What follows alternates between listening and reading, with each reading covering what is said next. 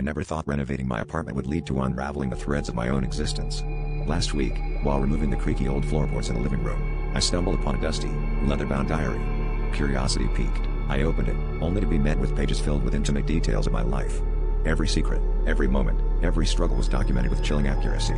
The air in the room grew heavy as I realized this wasn't a mere coincidence. But the real shock came when I reached the final entry, a detailed account of my death, dated for tomorrow.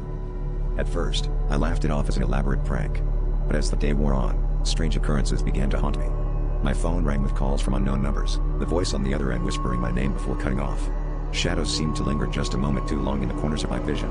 I tried to rationalize it, blaming stress and lack of sleep, but the unease clung to me like a second skin. Friends I reached out to either didn't respond or claimed they hadn't heard from me in days, though my call log said otherwise.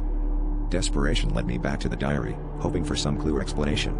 Flipping through the pages, I noticed entries I hadn't seen before, entries that seemed to write themselves as I watched. They described the very thoughts crossing my mind, my growing paranoia, and the inexplicable fear that seemed to pulse through my veins. The final words on the last page caught my breath: "You're running out of time." A chill swept over me, leaving me frozen in place, as if the diary was alive, feeding off my fear. With the sun setting and the shadows lengthening, I find myself questioning reality itself. Is this a supernatural warning, or am I losing my grip on sanity?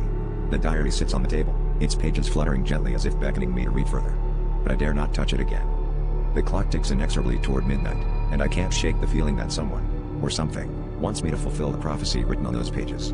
As the clock strikes 12, I hear a soft knock at the door, and my heart stops.